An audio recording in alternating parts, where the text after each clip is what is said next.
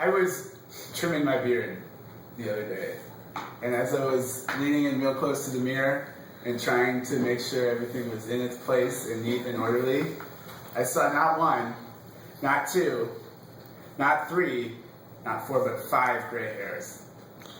I'm 25 years old, and I have 5 gray hairs. And I'm pretty sure I can tell you why each of those hairs is there.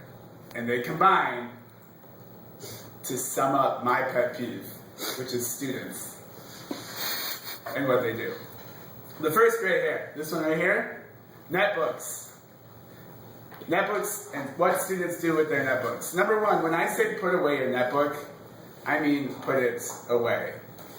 The number one way to make my skin crawl is for me to say put away your netbook, and then you say, oh, I have to finish this game of Temple Run, or let me just beat this guy in Tetris. That raises my blood pressure through the roof almost instantly. It makes me think of homicidal thoughts, and it's not good for me to want to kill my students, but when my students want to kill someone else in a video game when I'm telling them to put their netbook away so I can start class, that's just where my brains go.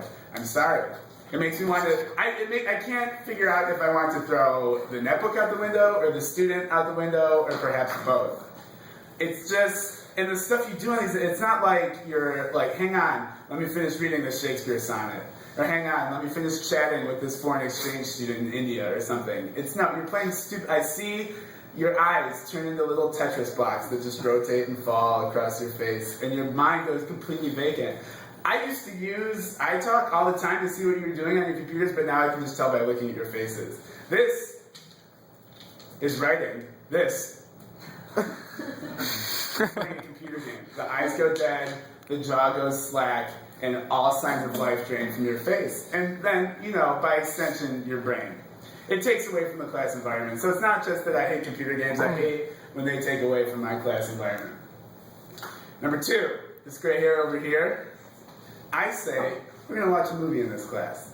Because, hey, I like watching movies. It's nice. It gives us something to talk about. I assign a book. Not everybody reads the book, but everyone's going to watch a movie and we can still talk about it. As soon as I say the word movie, I have at least 12 people say, can we watch this? You have to watch this. We have to watch 300. I'm like, no. It's full of half-naked men and violence. We have to watch The Hangover. Are you serious? We have to watch Girls Gone Wild, Volume 33. Why would you even say that?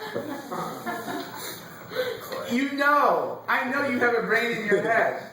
So I know you know it's not appropriate to do that in class, which tells me you're doing that with the explicit purpose of annoying me, because there's no other reason to say that. It's just annoying. It's very annoying. When I say we're going to watch a movie, I have carefully thought out the movie. I have thought about how it relates to class. It's not an opportunity for you to just scream at me and say all of your favorite movies out loud in order. Number 3, lack of effort. I don't know where along the lines someone decided that you could get by without putting effort into things, but when I see something like this on the board, there are a couple veterans of the list up here in my class. I put so much effort into this class. Everything you see in this class, every joke, everything I write on the board, everything I put on the smart board, everything I'm saying in this speech even, is the result of agonizing effort by me. I put in tons of time beyond the school day to what happens in this class, and I just appreciate a little bit of that back. It's like rock stars always say that at concerts, if the audience is feeling it, they play harder. They can tell when the audience is feeling it and into it. It's the same way with teaching. If I'm putting all this effort into it and it's just going into a black hole, I'm not going to be as good of a teacher. So perhaps maybe your teachers that are pains in the butts, that you hate, that treat you badly, it's reciprocal. Teachers treat students the way the students treat them. So think about that next time you're going to bash on this teacher. Perhaps putting a positive spin on it. It's like my friend Stephanie is really rude to waitresses, and she wonders why waitresses are always rude to her. You know, positive change has got to start somewhere. And I think a lot of your problems with teachers would actually be better if you put some more effort into class. And number 5, right here, it's actually number 4 right here, is when people call each other gay, and they don't mean it. And a lot of you have heard me talk about this before. I'm not going to beat a dead horse. But that is, I believe,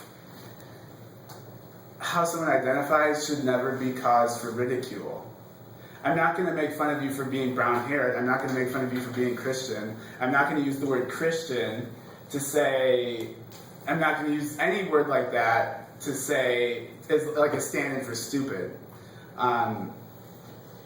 That hurts. And people who are at a disadvantage, I don't care if they're minorities or gay people or disabled people, they have life hard enough as it is, but to hear a label that applies to them being used as an insult just makes life that much harder for them. Plus, and I think the strongest argument against this is that that's not what gay means. Gay started to mean happy and then it moved to mean something else, but it doesn't mean stupid, it doesn't mean annoying. This is English class. Use your words well. If something annoys you, don't just say, "Good gay." Say, "This annoys me. This annoys me like a mosquito buzzing in my ear." This is an opportunity to use your words that sound intelligent. And ultimately, chicks dig guys that sound intelligent, and guys dig chicks that sound intelligent. So, I mean, really, it's not a very good way to use language at all. Not only is it offensive to me and to the people who identify that way, it's also just not very good speaking. You're saying something that doesn't mean what you're trying to say. And it expresses intolerance that just kind of bugs me. Ultimately, it's not. I'm not up here to bash on students. I'm not up here to be like, "You guys suck, I hate being around you." Because that's not true. It's obvious. It should be obvious to you that I really enjoy being around students. I love my job. The reason why these are my pet peeves and the reason why they turned into gray hairs in my beard is because it's when these are moments when I see you not living up to all you can be. And I want to see you succeed. I want to see you excel. I want to see you be the best that you can. And when you let your minds rot playing Tetris instead of engaging with class, when you shout names of stupid movies at me just to annoy me, when you don't put forth the effort you can, and when you use derogatory terms to make fun of each other, I see you not living up to your potential. And that's really my pet peeve.